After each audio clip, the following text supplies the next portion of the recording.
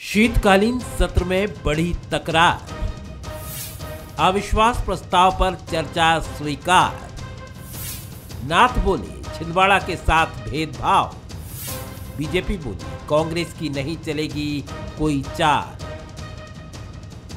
आखिरकार विधानसभा अध्यक्ष ने शीतकालीन सत्र के दूसरे दिन अविश्वास प्रस्ताव पर चर्चा को सहमति दे ही दी। कांग्रेस लगातार अविश्वास प्रस्ताव पर चर्चा की मांग कर रही थी।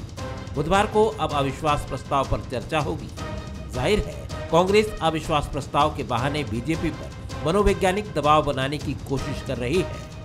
इतना ही नहीं, कमलनाथ ने तो छिंदवाड़ा मॉडल को मिसाल बताते हुए बीजेपी को घेरने की कोशिश की और छिंदवाड़ा जिले के साथ भेदभाव करने का आरोप भी लगाया। यानी कांग्रेस ये मैसेज देने की कोशिश में है कि वो छिंदवाड़ा के जरिए ही सही सदन में जनता के मुद्दों को उठाने में कोई कोर कसर नहीं छोड़ रही है। बिल्कुल मंजूरी मिल गई तो चर्चा होगी। मंजूरी अभी दे दी है अध्यक्ष महोदय ने, और मंजूरी के बाद 5-7 मंत्री एकदम सर पास में रख के बहुत चिंतित दिख रहे थे और मुख्यमंत्री जी भी काफ़ी उसमें भाग ले रहे थे चिंता में। तो ठीक है, कांग्रेस ने चिंता बढ़ा रखी है क्या? जिस तरह की क्या तैयारियां हैं? नहीं, कांग्रेस कल जवाब देगी। किस तरह की बातों को लेकर आने वाला? अब आप देखना, कल देखना। मतलब ये माने कि बड़ा मुश्किल पड़ने वाला है। सरकार घेरेंगे। कांग्रेस ने तो अविश्वास प्रस्ताव के पहले ही व्हिप जारी कर दिया है। तो इधर अविश्वास प्रस्ताव पर चर्चा को लेकर सोमवार को बीजेपी विधायक दल की बैठक भी हो चुकी है। बीजेपी भी चर्चा को लेकर तैयार दिख रही है। बीजेपी का कहना है कि कांग्रेस को जो भ्रम है वो जल्द ही दूर हो जाएगा। देखिए, कमलनाथ जी ने हमेशा छिंदवाड़ा या दिल्ली की राजनीति की, अभी मध्य प्रदेश भी वो पूरा छिंदवाड़ा में ही देखते हैं। आप विश्वास रखिए कि वो इधर उधर बगले झांकते हुए देखेंगे। सरकार को सबसे अच्छा अवसर मिला है अपनी एक-एक काम को गिनाने का। जानकारों का मानना है कि अविश्वास प्रस्ताव और सदन में छिंदवाड़ा मॉडल की चर्चा कांग्रेस की सोची समझी स्ट्रेटेजी है। कहीं ना कहीं कमलनाथ छिंदवाड़ा मॉडल को 2023 में भी मुद्दा बनाने की कोशिश कर रहे हैं, क्योंकि कांग्रेस ने 2018 में भी छिंदवाड़ा मॉडल को मुद्दा बनाया था, जिसका उसे कुछ हद तक तो फायदा मिला ही था। वहीं बिजली बिल समेत अन्य मुद्दों को उठाकर कांग्रेस जनता को लुभाने की कोशिश कर रही है। हालांकि बीजेपी ने भी कांग्रेस की स्ट्रेटेजी का जवाब देने की तैयारी जरूर कर रखी होगी और बुधवार को अविश्वास प्रस्ताव पर होने वाली चर्चा के दौरान इसकी झलक भी दिख सकती है।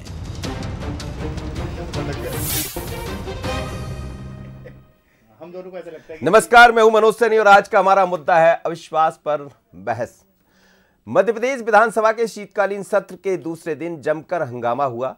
कमलनाथ का छिंदवाड़ा से भेदभाव का आरोप और अविश्वास प्रस्ताव को लेकर सदन में जमकर बहस देखने को मिली। वहीं विधानसभा अध्यक्ष ने 21 दिसंबर को चर्चा का समय दिया है। अध्यक्ष ने कांग्रेस की ओर से लाए गए अविश्वास प्रस्ताव पर चर्चा को भी स्वीकृति दे दी है। तो चर्चा भी आज इसी बात पर होगी, लेकिन दो तरह के मुद्दे। एक वो कि एक बार फिर कमलनाथ जी छिंदवाड़ा की बात कर दी है। अब बात छिंदवाड़ा की होगी तो भारतीय जनता पार्टी को मौका मिल ही जाता है।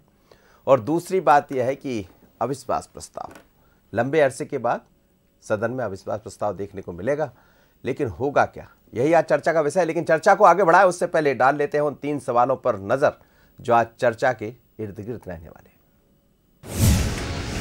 सवाल नंबर 1, क्या अविश्वास प्रस्ताव के जरिए मनोवैज्ञानिक दबाव बनाने की कोशिश है? सवाल नंबर 2, सदन में छिंदवाड़ा मॉडल पर हंगामे के क्या मायने हैं?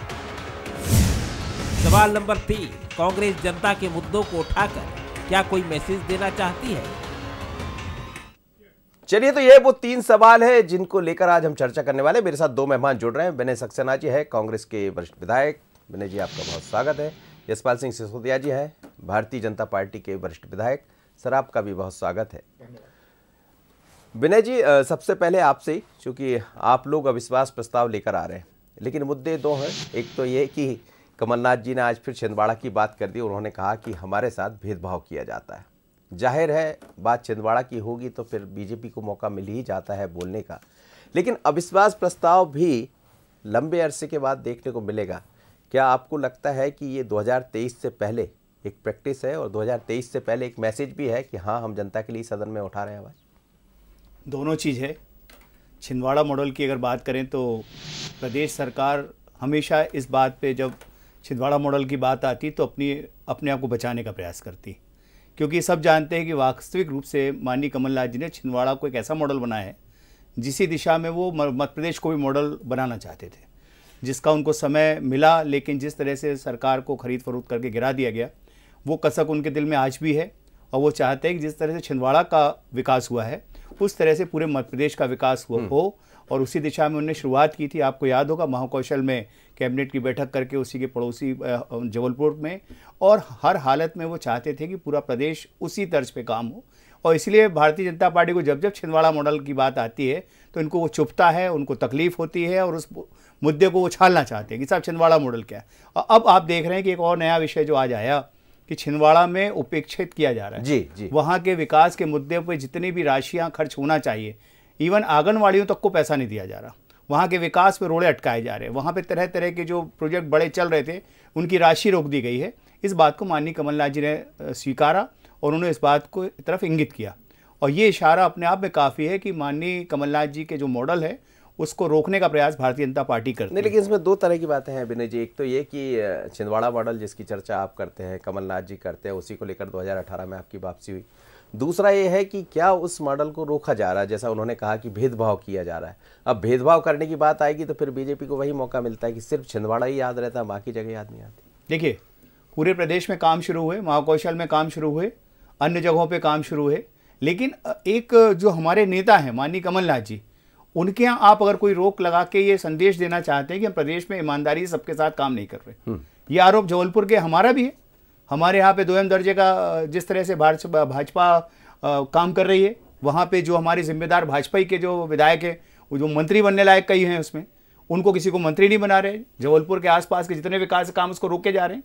क्योंकि बात छिंदवाड़ा की है तो छिंदवाड़ा की हो रही, परंतु पूरे मध्य प्रदेश के एक से हाल है कि जहाँ जहाँ विकास दिशा में कदम बढ़े थे। देखिए, ये सबको पता है कि इंदौर, भोपाल लगातार विकास की दिशा में आगे बढ़े, लेकिन कुछ शहरों का लगातार विकास में के दिशा में उपेक्षित रखा गया।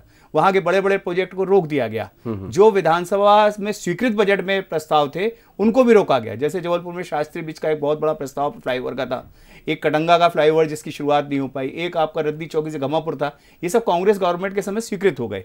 कई कॉलेजेस को रोक दिया गया, जो अपने आप में स्पष्ट प्रमाण है कि भारतीय जनता पार्टी पूरी ईमानदारी से काम नहीं कर रही है और अलग अलग क्षेत्रों में उसका अलग अलग नजरिया है, उसका चश्मा हर जगह बदल जाता है जी। और दूसरा एक और आपने जो पूछा कि अविश्वास प्रस्ताव के जरिए मनोवैज्ञानिक दबाव बनाने का, तो ऐसी कहीं कोई मनोवैज्ञानिक दबाव का काम विपक्ष का तो है कि हमारी जिम्मेदारी भी है कि जो जनता के जिन मुद्दों पे चर्चाएं नहीं हो रही, आप देख रहे हैं लगातार जिस तरह सत्रों में चर्चा नहीं हुई, भागी भारतीय जनता पार्टी सरकार हमेशा चर्चा से दूर हुई है, तो हमारी जिम्मेदारी है कि जनता के निश्चित रूप से आपको उठाना ही चाहिए और उम्मीद आपसे करते हैं के तहत विश्वास प्रस्ताव। मैं इस पर भी आपसे बात करूंगा आगे जी। यशपाल जी, बात हमेशा जब भी कमलनाथ की होती है तो छिंदवाड़ा आ जाता है, और आज भी वही देखने को मिला। छिंदवाड़ा की बात उन्होंने सदन में रखी।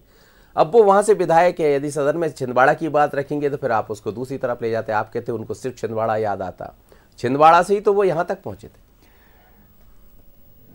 मनोज जी, देखिए, एक जनप्रतिनिधि जो प्रदेश का नेतृत्व करे और जिसके ऊपर पूरे प्रदेश की 8 करोड़ जनता का उत्तरदायित्व हो, और वो तब भी सिर्फ और सिर्फ छिंदवाड़ा की बात करें, और उस समय भी बात करें जब बहुत लंबे समय से हम सुन रहे थे, सुनते सुनते हमारे कान पक गए कि छिंदवाड़ा मॉडल, छिंदवाड़ा मॉडल। छिंदवाड़ा में तो केंद्रीय मिनिस्टर के नाते भी और कद्दावर नेता होने के नाते भी, वरिष्ठ विधायक होने के नाते भी, मुख्यमंत्री के नाते भी, और कमलनाथ जी ने तो बहुत कुछ कर दिया।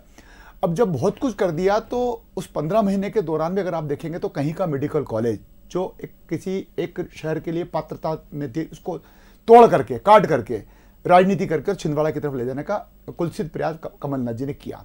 मुझे अच्छी तरह से याद है कि उस समय भले 2 बजट पास हुए होंगे, 3 बजट पास हुए होंगे, लेकिन तब सज्जन सिंह वर्मा लोक निर्माण विभाग के मंत्री थे, पूरा देवास में सड़कें लगे। इसी प्रकार से 65, 80 सड़कें कमलनाथ जी अपने विधानसभा क्षेत्र छिंदवाड़ा में ले गए। देखिए, मुख्यमंत्री होता है 8.5 करोड़ जनता का, वो छिंदवाड़ा का नहीं होता है। और छिंदवाड़ा का मॉडल अगर इतना परफेक्ट था और उसके बाद के लेकर के आज भी सदन में कमलनाथ जी इस बात को लेकर के फ्लोर पर बोल रहे हैं, तो मैं तो कमलनाथ जी से ही जानना चाहूंगा और पूरी कांग्रेस से जानना चाहूंगा कि 15 महीने जब आपको मिले थे तो आपने पूरे मध्य प्रदेश में फिर क्यों नहीं छिंदवाड़ा का मॉडल आपने लागू कर दिया, क्यों बेरोजगारों को आप बैंड बजाने का प्रशिक्षण देने की बात कर रहे थे? क्यों ढोर चराने को लेकर के आप युवाओं को बेरोजगारी भत्ता देने की आपने बात को ठुकरा दिया? क्यों आपने कर्ज माफी का जो वादा किया था वो 2 लाख रुपए तक के कर्ज न कमर्शियल के हुए न सहकारिता के हुए? अभी ऐसा कौन सा मॉडल है जिसको लेकर के आप पूरे मध्य प्रदेश में उतारने की कोशिश कर रहे हैं? हम गर्व के साथ कह सकते हैं कि माननीय मुख्यमंत्री शिवराज सिंह जी चौहान ने 17-18 साल के अपने कार्यकाल में पूरे मध्य प्रदेश को नापा है और पूरे मध्य प्रदेश में समानांतर रूप से विकास किया। मैं इस बात के लिए कह रहा हूं मनोज जी के तब जब हरदीप सिंह जी डग कांग्रेस के विधायक सुवासरा विधानसभा क्षेत्र से होता है, मेरे जिले का था, और तब अगर सिंचाई की योजना आती थी या कोई सड़क पुलिया बनती थी, चंबल पर बड़ी पुल भी बनी होगी, तो हरदीप सिंह डंग के कॉन्स्टिट्यूएंसी में हमने कोई भेदभाव नहीं किया। यहाँ तक कि माननीय मुख्यमंत्री जी सुवासरा और सीतामऊ में आते थे तो हरदीप सिंह जी डंग जो कांग्रेस के विधायक थे उनको हम मंचासीन करते थे। मुख्यमंत्री जी शिवराज जी की और कमलनाथ जी की यही एक तुलना है कि वो सिमट कर रहते हैं और बात करते हैं सिर्फ अपने छिंदवाड़ा के मॉडल की, और हम बात करते हैं पूरे मध्य प्रदेश की। ये अंतर है जी, बिल्कुल। लेकिन सवाल यही है कि छिंदवाड़ा की जब चर्चा होती है तो आप यदि भेदभाव क्यों कर रहे हैं? वो आरोप लगा रहे हैं कि आप भेदभाव कर रहे हैं छिंदवाड़ा के साथ, तो क्या डर है बीजेपी को? नहीं, कोई भेदभाव नहीं किया। अगर कमलनाथ जी 15-17 महीने तक मध्य प्रदेश के मुख्यमंत्री थे और तब हमने कहा भी था फ्लोर पर कि क्या सारा पैसा आप अपने क्षेत्र में ले जाओगे? क्या सारा पैसा सज्जन सिंह वर्मा लोक निर्माण विभाग में अपनी सड़कों पर लगाएंगे, अपने क्षेत्र में लगाएंगे? क्या हम लोग नहीं है क्या पूरे मध्य प्रदेश के साथ? बाकी सारे, इवन यहाँ तक कि कांग्रेस के विधायक भी कहते थे कि सारा पैसा कमलनाथ जी छिंदवाड़ा की तरफ ले जाइए। कौन सा एक तरफा ट्रैक है ये कि छिंदवाड़ा मॉडल और छिंदवाड़ा मॉडल हमारा कहना कब तक करोगे आप इतने लंबे समय तक 40 साल आपको क्षेत्र में हो गए हैं, अभी भी आप विकास की दरकार छिंदवाड़ा से करो। इसका मायना तो ये है कि छिंदवाड़ा में कुछ हुआ ही नहीं है।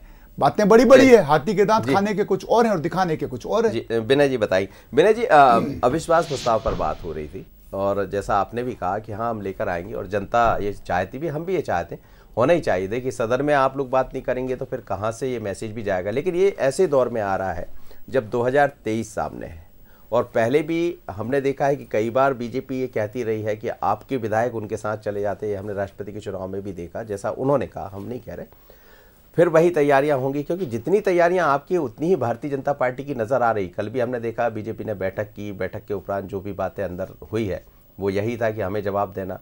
तो ये आर पार जैसा दिखाई देगा क्या सदन के भीतर इस तरह की तैयारियां?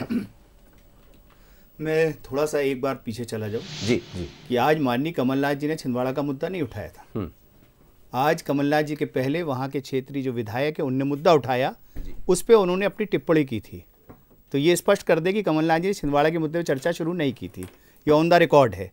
दूसरी बात, मैं सिसोदिया जी के सम्मान से कहना चाहता हूँ, ये ढोर चराने की बात कमलनाथ जी ने कभी नहीं करी, और मैं आपसे कहने गौशाला की बात उनने जरूर करी। मैं इन सब मुद्दों को, मैं यही तो बात है, इसी के लिए अविश्वास प्रस्ताव लाया जा रहा है कि भारतीय जनता पार्टी किसी भी मुद्दे को वहां से भटका के अपने हिसाब से कहती है और उसको मनवाने का प्रयास करती है। एक झूठ को 100 बार बोलो, बहुत बार चिल्ला के बोलो, और उस झूठ को सच साबित करने का जो प्रयास करते हैं। विकास के मुद्दों की बात करते हैं कि पूरे मध्य प्रदेश का, तो मैं कहना चाहता हूँ कि अगर मध्य प्रदेश की बात करें तो माननीय शिवराज सिंह जी जिस शहर में जाते हैं, आप ऑन द रिकॉर्ड उठा के देख लीजिए, उस शहर में कहते हैं ये मेरा सपनों का शहर। जबलपुर आएंगे तो वहाँ पे अपने भाषण में कहेंगे जबलपुर मेरे सपनों का शहर। सिंगरौली जाएंगे तो कहेंगे सिंगरौली मेरे सपनों का शहर। इंदौर जाएंगे तो वो मेरे सपनों का शहर है। तो वो तो सपने बेचने का काम करते हैं, नारियल फोड़ने का काम करते हैं। आज ही विधानसभा में जो ऑन द रिकॉर्ड में बताता हूँ, 15,000 से ज़्यादा घोषणाओं का ऑन द रिकॉर्ड विधानसभा में रिकॉर्ड आया है कि 15,000 से ज़्यादा घोषणाएं करी। और इससे ज़्यादा शर्मनाक क्या हो जाएगा कि उसमें से 170 जो घोषणाएं हैं उनको खत्म कर दिया गया। किसी मुख्यमंत्री की 170 योजनाओं को आप अगर खत्म करने की बात सदन में करते हैं, इसका मतलब है कि आप कहीं ना कहीं उन नागरिकों से जिसको आप वादा करते हो, घोषणा करते हो, अपनी उसके प्रति भाव दिखाते हो, उसके साथ कहीं ना कहीं ये सब अविश्वास प्रस्ताव की तैयारियां हैं। कल ये अविश्वास प्रस्ताव की तैयारी भी और ऑन द रिकॉर्ड भी है, और ये जवाब जो है वो सरकार ने खुद दिए। अब अभी आपने कहा माननीय सिसोदिया साहब ने कि किसानों का कर्जा माफ नहीं किया 2 लाख। तो कांग्रेस हमेशा कहती कि हम लोग स्टेप बाय स्टेप चल रहे थे। 1 लाख तक के किसानों के कर्जे माफ हो गए थे, जिनके मामलों में डिफॉल्ट सामने आ रहा था, जिनके मामले में आपत्ति आई उनको रोका गया, और 27 लाख किसानों का कर्जा माफ है। ये भारतीय जनता पार्टी की सरकार ने स्वीकार किया। आज भी अब ये बताइए ना, इन मुद्दों पे आप इसको कुछ भी झूठ कह के साबित करोगे तो उससे कुछ होने वाला नहीं, जनता सब देख रही है। चलिए, मेरे साथ शरद जी भी जुड़ गए हमारे न्यूज़ एड। आपका स्वागत है सर। और सीधी बात यही कि विधानसभा का सत्र चल रहा है, दूसरा दिन हो गया, और पहली बार लंबे अरसे के बाद ये दिखाई दे रहा है कि शायद अविश्वास प्रस्ताव आने जा रहा है, क्योंकि तो अब तो मंजूरी भी मिल गई है। दोनों ही दल तैयार है, लेकिन महत्वपूर्ण यह है कि 23 के पहले का यह अविश्वास प्रस्ताव है। देखिए, ये अविश्वास प्रस्ताव लाया गया है निश्चित तौर पर लोकतंत्र का, विपक्ष का एक अधिकार और हथियार दोनों है ये। अब ये देखना बहुत दिलचस्प होगा, क्योंकि ये सवाल मेरे साथ दोनों बहुत महत्वपूर्ण हस्ताक्षर हैं बीजेपी और कांग्रेस के। यशपाल जी संसदीय प्रक्रियाओं के ज्ञाता हैं और विनय जी की अगर मैं बात करूं तो वक्तृत्व कला के धनी हैं दोनों, और दोनों प्रक्रिया को, नियमावली को बहुत समझते हैं। अविश्वास प्रस्ताव की ग्राह्यता पर चर्चा, इसको स्वीकृति मिली है, एडमिशिएबिलिटी पर स्वीकृति मिली है, लेकिन विपक्ष कितने धारदार तर्क रखता है कि इस प्रस्ताव को स्वीकृत किया जाए, हमारी दलील ये है, ये मजबूती विपक्ष को दिखानी है इस पूरे प्रस्ताव के दौरान, और उसका बहुत ही तार्किक तरीके से जवाब देना है सत्ता पक्ष को। अब तक यही रहा है कि जो भी कारण रहे हों उसमें मैं नहीं जाना चाहूँगा, लेकिन सदन की बैठकें लंबी नहीं चल पाई हैं, और हम हमेशा से ये मानते हैं कि सदन अगर लंबा नहीं चल रहा है तो इसके लिए आप किसी एक पक्ष को जिम्मेदार नहीं ठहरा सकते हैं। कार्य मंत्रणा समिति की बैठक होती है, पक्ष विपक्ष की सहमति ली जाती है, और मध्य प्रदेश इसी परंपरा का धनी प्रदेश है। तो ये कहना कि इसके लिए ये जिम्मेदार हैं, ये जिम्मेदार हैं, कि आजकल हम देखते हैं, यशपाल जी, विनय जी दोनों सहमत होंगे कि जनप्रतिनिधि अपने क्षेत्र पर बहुत फोकस है, वो हिलना ही नहीं चाहता है वहाँ से। लेकिन ये अविश्वास प्रस्ताव सिर्फ एक रस्म अदायगी न बने, ये जिम्मेदारी विपक्ष की अधिक है कि वो ये बताने की कोशिश करे कि आखिर इसको लाने की ज़रूरत चुनाव के ठीक 1 साल पहले उसे क्यों पड़ी है। जी बिल्कुल ठीक है, और जैसा विनय सक्सेना जी कह रहे थे यशपाल जी कि ये कुछ मुद्दे भी उन्होंने रखे, पर बड़ा सवाल यही है कि 23 के पहले का ये अविश्वास प्रस्ताव है जिसकी चर्चा शरद जी भी कर रहे थे, तो क्या ये सिर्फ एक रस्म अदायगी बनकर रहेगा, जैसा भारतीय जनता पार्टी की तैयारियां, कल भी मैंने देखा कि बैठक होती है, उसके पहले मंत्रियों से अलग मुख्यमंत्री आधे घंटे पहले बात कर लेते हैं, या फिर ये दिखाने की कोशिश है। पहली बार हमने देखा जब राष्ट्रपति जी का चुनाव हुआ, 18-19 विधायक इधर दिखाई दिए, ऐसा कुछ तो नहीं कर रहे हैं? नहीं, देखिए मनोज जी, राजनीतिक घटनाक्रम आते हैं, जाते हैं, बदलते रहते हैं। अगर आपको स्मरण होगा तो नेता प्रतिपक्ष की भूमिका में अजय सिंह जी थे, और वही समय था जब माननीय मुख्यमंत्री शिवराज जी इस प्रदेश का नेतृत्व कर रहे थे। मैं भी हाउस में था, और आप भी साक्ष्य के रूप में होंगे निश्चित रूप से, आप वरिष्ठ पत्रकार हैं और आप पूरी विधानसभा को देखते हैं। तब अजय सिंह जी ने जब अविश्वास प्रस्ताव की शुरुआत करी तो सेकंड बेंच पर बैठे थे उपनेता चौधरी राकेश सिंह जी, और उन्होंने जिस प्रकार से सरकार का पक्ष समर्थन करते हुए कांग्रेस के द्वारा प्रस्तुत किए गए उस अविश्वास प्रस्ताव पर ही अविश्वास ज्ञापित कर दिया। आप निश्चिंत रहिए, ये अविश्वास प्रस्ताव भारतीय जनता पार्टी की सरकार के प्रति विश्वास के रूप में ज्ञापित होगा, और हमको तो कांग्रेस ने बैठे बिठाए वो अवसर दे दिया है जो कांग्रेस की धींगा मस्ती के कारण से, सदन शोर शराबे के कारण से नहीं चल पाता था, नहीं चलने देते थे।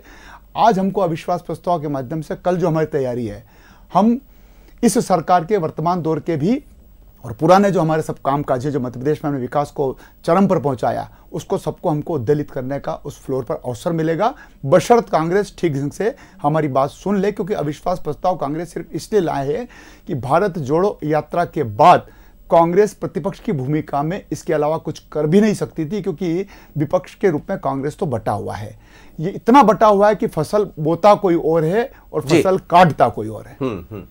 तो शरद जी, क्या लग रहा है आपको, जिस तरह कह रहे हैं कि फसल बोता कोई और है, काटता कोई और है, लेकिन ये दौर एक अलग तरह का है, क्योंकि भारत जोड़ो यात्रा भी संपन्न हुई जिसका जिक्र कर रहे हैं, और कांग्रेस भी एक मैसेज तो कम से कम देना चाहेगी इस अविश्वास प्रस्ताव के दौरान। लेकिन पूर्व का जो हम अनुभव देखते हैं, जैसे राष्ट्रपति चुनाव का मैंने आपसे जिक्र किया, निश्चित है यदि बीजेपी जिस तरह से तैयारियां कर रही है तो वो सब चीज़ें भी दिखाई दे सकती है। देखिए, यशपाल जी ने भी उस ऐसी स्मृति का उल्लेख किया जो बीजेपी के लिए सुखद है लेकिन कांग्रेस के लिए बहुत दुखद रही है, और उसने एक तरह से उस पूरे पेस और टेम्पो को चुनाव के पहले के डिरेल करने का काम किया था, जो घटनाक्रम जिसका जिक्र किया।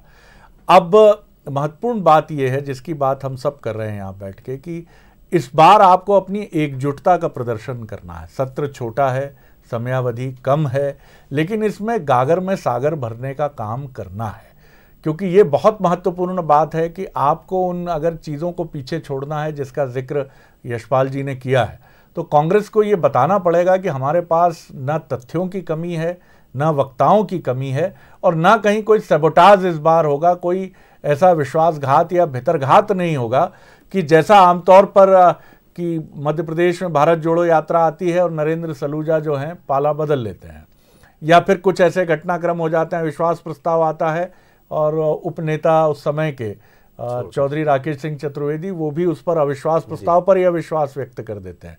तो इन चीज़ों से अलग हटना पड़ेगा। इसकी कितनी रणनीति है विनय जी और इनकी पार्टी बेहतर समझती है, लेकिन आपको ये दिखाना पड़ेगा इस बार कि ये प्रस्ताव हम पूरी दमदारी से लेकर आए हैं और आपकी तर्क और दलीलें ऐसी होनी चाहिए कि बीजेपी भी उसको सुनकर ठिठके अचंभित हो। जी विनय जी, तैयारियां हैं? देखिए, पूरी तैयारी भी है और जिस घटनाक्रम का पीछे का उल्लेख सिसोदिया जी ने किया वो आजकल पूरे हिंदुस्तान में भारतीय जनता पार्टी की पहचान बन गई है। खरीद फरोख्त, पार्टी बदलो, लोकतांत्रिक व्यवस्था को ख़त्म करो, तानाशाही रवैये को अपनाओ, इन सब से ठिठकने की ज़रूरत नहीं है और कांग्रेस ने इन सब चीज़ों का सामना भी कर लिया है। और इस सामना करने के बाद कांग्रेस के सब लोग एकजुटता के साथ अपनी बात रखेंगे। हिम्मत इनको रखनी है कि ये धैर्यता से सुने, उस पे बहस सैद्धांतिक रूप से होने दें, उस पे ईमानदारी से चर्चा को अपने कानों तक ले जाएं, उसको कुतर्क के माध्यम से दबाने का प्रयास ना करें। अपने बातों को धैर्य से सुनना सत्ता की जिम्मेदारी, और अगर कोई प्रमाण के साथ आरोप आता है तो उस पर कार्रवाई करें। ये माननीय सदन के नेता मुख्यमंत्री जी की जिम्मेदारी भी है कि अगर कोई प्रमाणित आरोप लगता है तो उसको स्वीकार करें। और कई प्रमाणित आरोप हैं, आपको भी पता है, पोषण आहार हो, नर्सिंग कॉलेजों के घोटाले हों, अस्पतालों का, आज मैंने जो मुद्दा उठाया पंजीयन का, जिस पे स्वीकार करना पड़ा, जवाब नहीं दे पा रही थी सरकार, इन सब तरह के सैकड़ों मुद्दे, एक नहीं। अब जरूरत यह है कि समय अध्यक्ष जी उतना दें, जिम्मेदारी के साथ सत्ता पक्ष सुने। कोई भी व्यक्ति वहां पे जब अविश्वास प्रस्ताव लाएगा तो हवा के मुद्दे नहीं रखेगा। ये बात की गलतफहमी क्यों भारतीय जनता पार्टी को पहले से? इसका मतलब है ये इनके पास दिमाग में पहले ही से कि हमको तो हर चीज को हवा में उड़ाना है, हल्ला करना है, हमको दबाव बनाना है, झूठा जिस तरह का इनकी मानसिकता है, मनोवैज्ञानिक दबाव बनाना है। माननीय नरोत्तम मिश्रा जी को मुद्दों को छोड़े शेरो शायरी पे जाना है और मुद्दों पे जवाब देने की बजाय हर चीज पे हम जांच कर लेंगे, हम देख लेंगे, हमने किया है, हम करेंगे। इस तरह की अगर आप बात करेंगे तो उसका जवाब भी कांग्रेस के लोग देंगे जिम्मेदारी के साथ। एक तो देखिए, ये कांग्रेस तब जब स्थगन लाती है या तब जब अविश्वास प्रस्ताव लाती है और तब जब मुख्यमंत्री जी की बारी आती है बोलने की, तब बहिर्गमन करके चली जाती है। दूसरा, विनय जी ने एक बात कही कि मुख्यमंत्री शिवराज जी तो जबलपुर का सपनों का बात करते हैं, इंदौर की करते हैं, सपनों का शहर है मेरे मन मस्तिष्क में, भोपाल भी शहर मेरा मन मस्तिष्क में है सपनों। तो वास्तव में हर शहर की, हर महानगर की वो सपनों का उनका मन है। ऐसा नहीं कि छिंदवाड़ा। मुख्यमंत्री जी के लिए मंदसौर भी उतना ही महत्वपूर्ण है, नीमच भी उतना ही महत्वपूर्ण है जितना विनय जी कह रहे थे कि जबलपुर की बात करते हैं, इंदौर की बात करते हैं, भोपाल की बात करते हैं। रही बात अविश्वास प्रस्ताव की, तो देखिए कांग्रेस क्या मुद्दे लेकर के आती, कल उसके ऊपर चर्चा होगी। लेकिन ये बात सही है कि भारतीय जनता पार्टी, हमारा दल कांग्रेस की एक एक बात का मुस्तैदी से जवाब देने की स्थिति में है, क्योंकि हमने जो किया है, जो जनता ने स्वीकार किया। और बार बार आप खरीद फरोख्त की बात कर रहे हैं विनय जी, खरीद फरोख्त की सरकार हमारे कारण से नहीं टूटी थी। खरीद फरोख्त का आप कोई प्रमाण आज तक नहीं दे पाए। और उसके बाद तो जो उपचुनाव हुए हैं, फिर चाहे वो विधानसभा के हुए हों, चाहे नगर पालिका नगर निगम के हुए, पर जनपद पंचायत जिला पंचायत के हुए, आप देखिए भारतीय जनता पार्टी का कमल का फूल भी खिला है। नगर निगम को आप लेकर के जरूर बढ़ जाएंगे कि 6 नगर निगम हम जीत गए जबकि 0 थी, लेकिन जनपदें हमारी बनी है, जिला पंचायत हमारी बनी है, नगर पालिकाएं हमारी बनी है, नगर परिषद हमारी, कमल का फूल तो मध्य प्रदेश में खिल गया। और कांग्रेस तो बहुत पीछे है अभी हमसे। और जो हमारे संगठन की ताकत है मनोज जी, और जो संगठन की हमारी जो संरचना है, जो हमारी रणनीति है, वो कांग्रेस से बहुत आगे। चलिए सर, वो कल सदन में भी दिखाई देगी। शरद जी, क्या ये माने कि ये जो कल का अविश्वास प्रस्ताव पर जब चर्चा चल रही होगी, जैसा दोनों कुछ जी कहिए विनय, जल्दी से। एक चीज कहना चाहता हूं, जो सिसोदिया जी ने कहा, सपने वो नहीं है जो नींद में आए, सपने वो होना चाहिए जिसको पूरा करे हुए नींद ना आए। माननीय मुख्यमंत्री जी का जो जवाब और जो सदन में आया कि 15,000 घोषणाओं में से, उन घोषणाओं में से 170 तो उन्होंने अपनी जो घोषणा की थी उसको खत्म कर दिया। ये दिखाता है कि मानसिकता सिर्फ घोषणाएं करने की है, पूरा करने के लिए। और दूसरी बात, माननीय सिसोदिया जी जो कह रहे हैं, जितने जगह चुनाव जीते हैं, जिस तरह से कांग्रेस अपना काम कर रही है, आने वाला भविष्य बताएगा 2023। आप निश्चिंत रहिए। शरद जी, देखिए, सबसे महत्वपूर्ण बात यही है कि कल बीजेपी जो है वो एक बहुत ही चतुराई से हैंडल करती है। फ्लोर मैनेजमेंट नरोत्तम जी का कोई उसमें सानी नहीं है, कोई जवाब नहीं है।